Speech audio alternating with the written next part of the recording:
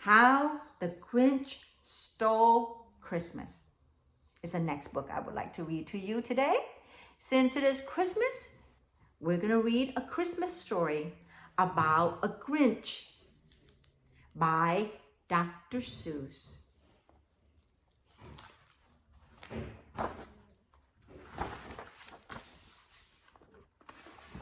How the Grinch Stole Christmas by Dr. Seuss.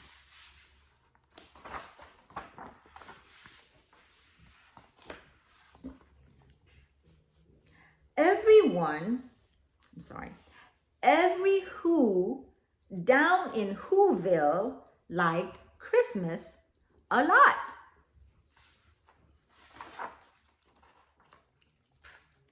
But the Grinch, who lived just north of Whoville, did not.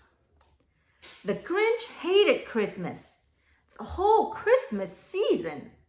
Now, please don't ask why. No one quite knows the reason. It could be his head wasn't screwed on just right. It could be perhaps that his shoes were too tight. But I think that the most likely reason of all may have been that his heart was two sizes too small. But whatever the reason, his heart or his shoes, he stood there on Christmas Eve hating the Whos, staring down from his cave with a sour, Grinchy frown at the warm, lighted windows below in their town. For he knew every Who down in Whoville beneath was busy now hanging a mistletoe wreath. And they're hanging their stockings. He snarled with sneer. Tomorrow is Christmas. It's practically here. Then he growled with his Grinch fingers nervously drumming. I must find some way to stop Christmas from coming. For tomorrow, he knew, all the Who girls and boys would wake bright and early. They rushed for their toys. And then, oh, the noise. Oh, the noise. That's one thing he hated. The noise.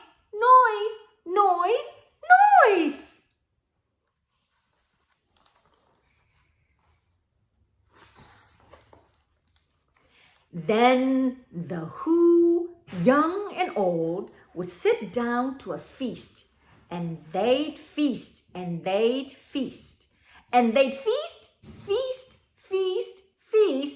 They would feast on Who pudding and rare Who roast beast, which was something the Grinch couldn't stand in the least.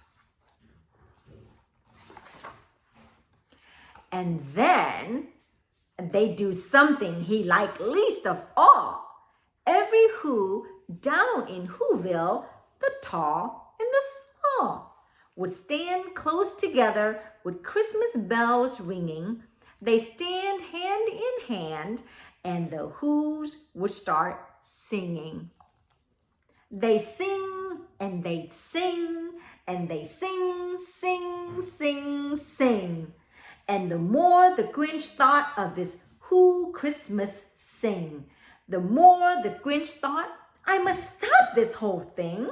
Why, for 53 years I've put up with it now. I must stop this Christmas from coming. But how? Then he got an idea, an awful idea. The Grinch got a wonderful, awful idea. I know just what to do. The Grinch laughed in his throat, and he made a quick Santa Claus hat and a coat. And he chuckled and clucked. What a great Gringy trick. With this coat and this hat, I look just like Saint Nick. All I need is a reindeer.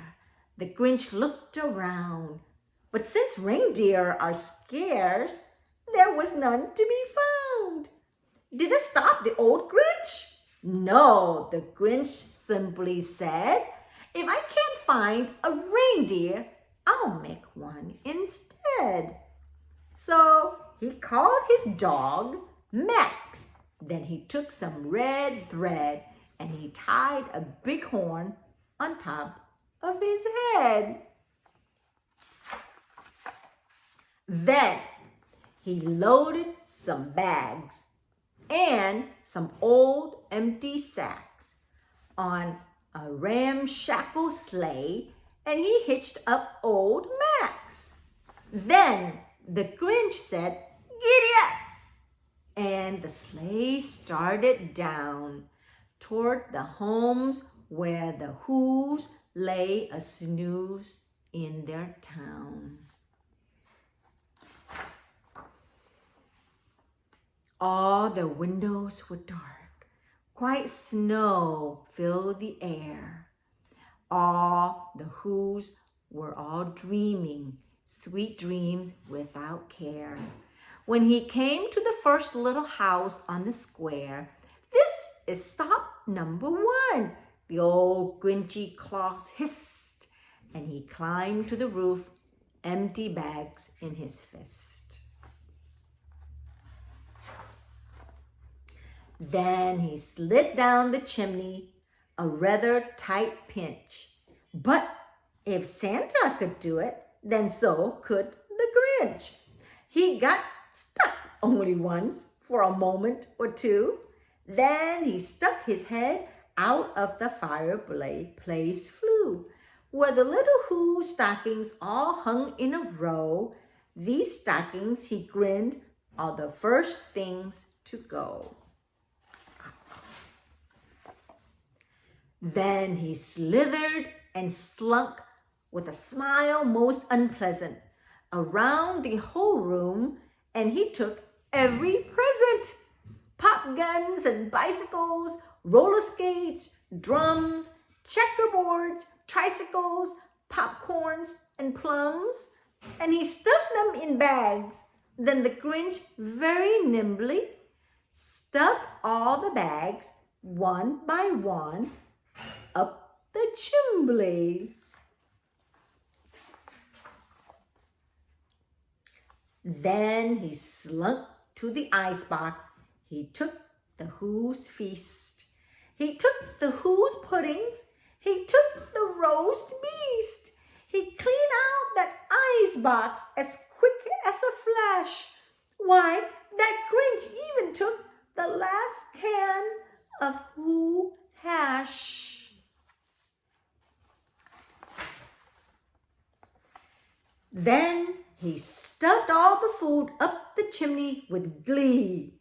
And now, grinned the Grinch, I will stuff up the tree.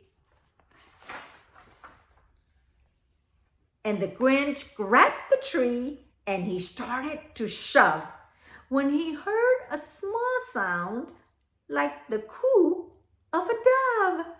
He turned around fast and he saw a small Who, little Cindy Lou, who was not more than 2. The Grinch had been caught by this tiny Who daughter who'd got out of bed for a cup of cold water. She stared at the Grinch and said, "Santa Claus, why are you taking our Christmas tree? Why?" But you know, that old Grinch was so smart and so slick, he thought up a lie. And he thought it up quick. "Why, my sweet little tot," the fake Santa Claus lied, "there's a light on this tree that won't light on one side. So I'm taking it home to my workshop, my dear. I'll fix it up there, then I'll bring it back here. And his fib fooled the child. Then he patted her head and he got her a drink and he sent her to bed. And when Cindy Lou Who went to bed with her cup, he went to the chimney and stuffed the tree up. Then the last thing he took was the log for their fire. Then he went up the chimney himself, the old liar.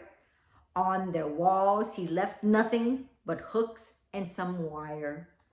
And the one speck of food that he left in the house was a crumb that was even too small for a mouse. Then he did the same thing to the other Who's houses, leaving crumbs much too small for the other Who's mouses. It was dawn. All the Who's still abed, all the Who's still a snooze, when he packed up his sled, packed it up with their presents, the ribbons, the wrappings, the tags, and the tinsel, the trimmings, the trappings. 3,000 feet up the side of Mount Cruppet, he rode with his load to the tip-top to dump it. Pooh-pooh to the Who's, he was Grinch-ishly humming. They're finding out now that no Christmas is coming. They're just waking up. I know just what they'll do. Their mouths will hang open a minute or two. Then the Who down in Whoville will all cry, boo-hoo. That's a noise, grinned the Grinch. That I simply must hear. So he paused, and the Grinch put his hand to his ear. And he did hear a sound rising over the snow. It started in a low, and then started to grow. But the sound wasn't sad. Why, the sound sounded merry. It couldn't be so, but it was merry, very. He stared down at Whoville. The Grinch popped his eyes, then he shook. What he saw was a shocking surprise. Every Who down in Whoville, the tall and the small, was singing without any presents at all. He hadn't stopped Christmas from coming. It came. Somehow or other, it came just the same. And the Grinch, with his Grinch feet ice cold in the snow, stood puzzling and puzzling. How could it be so? It came without ribbons. It came without tags. It came without packages, boxes, or bags. And he puzzled 3 hours till his puzzler was sore. Then the Grinch thought of something he hadn't before. Maybe Christmas, he thought, doesn't come from a store. Maybe Christmas perhaps means a little bit more. And what happened then? Well, the Whoville, they say that the Grinch's small heart grew 3 sizes that day, and the minute his heart didn't feel quite so tight, he whizzed with his load through the bright morning light, and he brought back the toys. and the food for the feast. And he himself, the Grinch, carved the roast beast. The end.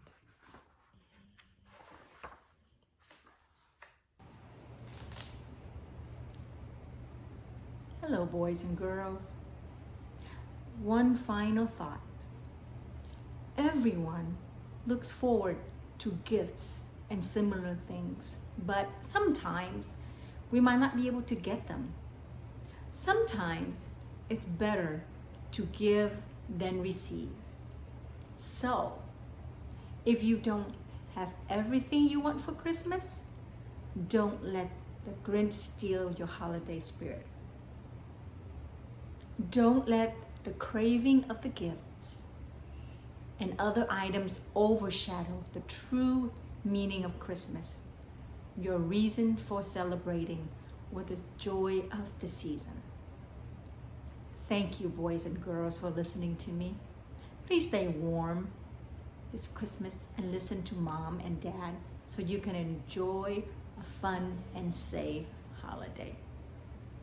I will see you on your next adventure. Bye-bye.